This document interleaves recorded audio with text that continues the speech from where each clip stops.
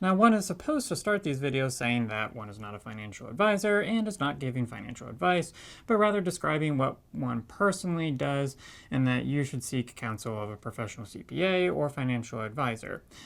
But you're smart people, so I'm not going to do that. I will say, however, that unfortunately this particular video will not help my UK friends or anyone else across the pond, so you can all come back when I drop a video about personal finance, unless you just want to mock how America does taxes. So, like most people getting into videography, I started out by making dumb backyard home movies as a kid. Eventually, I did videos for friends and family, and it wasn't long before I was getting paid $100 here or there for a video. Not until you take a fairly big project in scope, liability, or pay do you really need to do anything seriously. Well, at least business-wise. That day came for me in March of 2011. The first official step that I took was forming an LLC. Now, there are a few ways that you can do this, either going to your state's website and setting it up yourself, using a third-party service that will guide you through the process, or hiring a business lawyer to help you set it up. Since I'm not giving advice in this video, I will say that I used a business lawyer friend from our church to make sure everything was done exactly the way my particular situation needed. An advantage here is that I could ask all the questions that I wanted and try to get as thorough of an understanding of the process as I could, while at the same time ensuring that I didn't screw anything up in forming the LLC. The LLC did a few things. First off, it protected me from double taxing. What's that? Well, when a client pays my company, ordinarily my company would owe tax on that. Then when my company would pay me, I would owe tax on that. The way my LLC is set up, the company doesn't get taxed, but when I get money from the company, I do get taxed. Now, I still have to give my CPA all the business records for the company at the end of the year, but the company will not owe state or federal tax. Secondly, the LLC protected my personal assets from liability if something went disastrously wrong on set. Suppose I was filming a promo video in a person's home and I accidentally flew a drone through the window, knocked a bunch of candles over, set fire to the house, and then tripped the homeowner at the top of the stairs in a desperate attempt to flee the conflagration, and he broke his leg. Well, without an LLC, he could sue me and go after everything I own, from my house to my gear and even my rubber rocket here. You get the point. With an LLC, anything that happens on a job only puts the company's assets in liability but protects me as an individual. Now that said, things I consistently or exclusively use for the business, like my camera, lenses, lights, microphones, etc., should be purchased by the company, not me personally, and could be at risk in a lawsuit. Now this brings up another advantage to an LLC though. An LLC gives me an EIN number, or an employer identification number.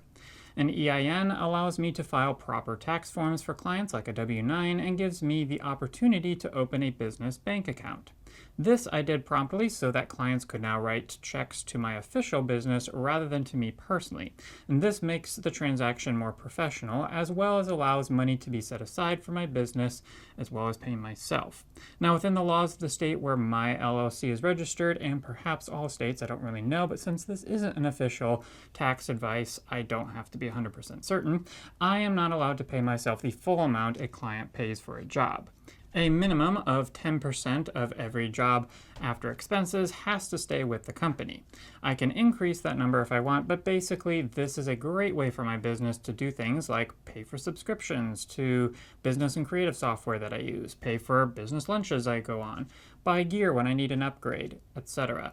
I'm not using my personal finances for that. With every job sold, I know money is being set aside to grow the business. So there are a lot of advantages to getting an LLC once you are consistently selling jobs or sell that first bigger price job. Next, I invested in something. Next, I invested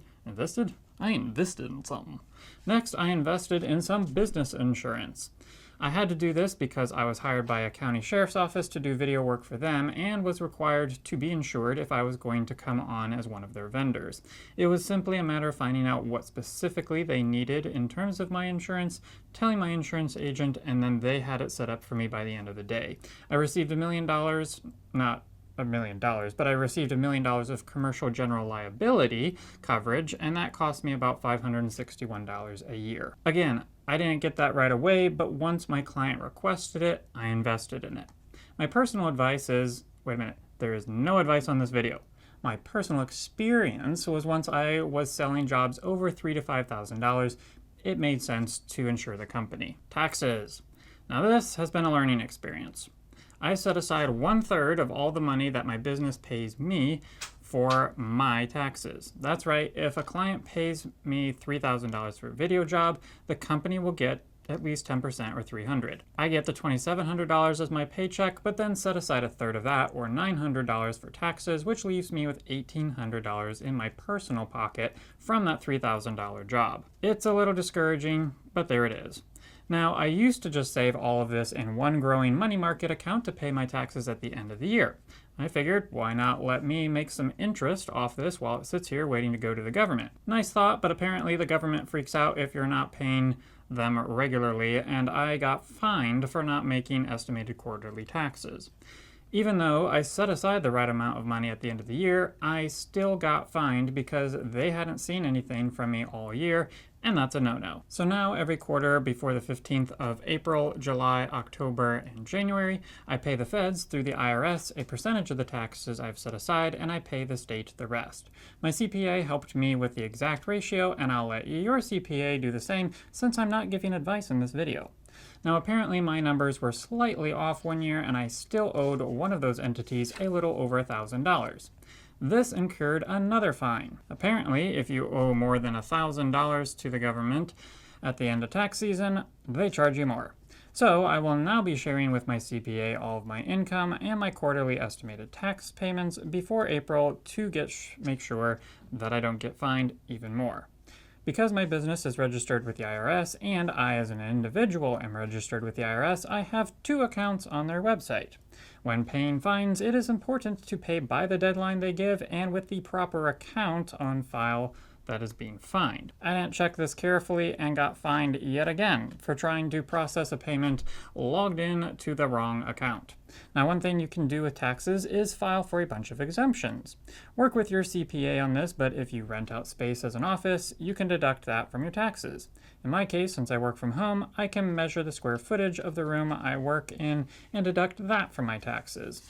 I used to pay for gas in my car using my business credit card, but it is more advantageous for me to record my total mileage for each meeting and video shoot, along with the date I did the driving, and turn that into my CPA for tax exemption too. Phone plans, internet, basically any expense that I have because I'm operating a business, if recorded and if not mixed for use for pleasure, can be deducted in my taxes.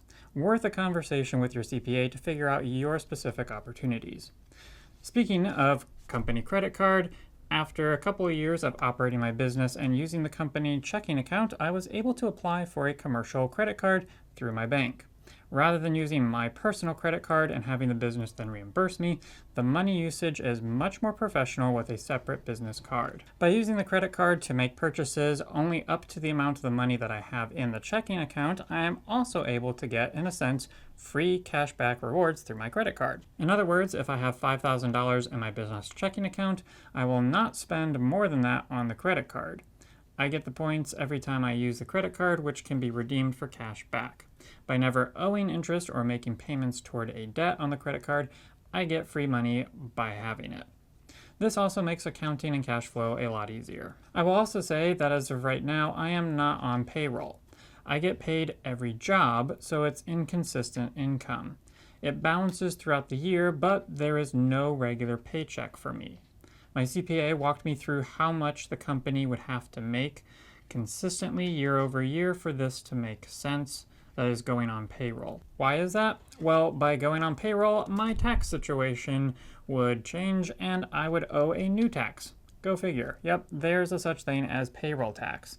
So as not to overdraft or over withdraw or whatever it's called and not incur more taxes and financial issues, there is a threshold that my CPA recommended I wait to reach before going on payroll.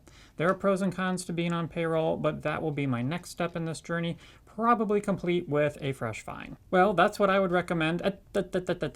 That's what my journey has been in navigating the legal, financial, and tax-related issues of operating my own video company. I'm sure I will learn more in the months and years to come and need to make another video on this, but in the meantime, drop your experiences in the comments below here for things that I missed or am not doing quite right. But remember, no advice. Well, I hope this video was helpful because though I won't be seeing you in the next one, you're sure to see me. Rough.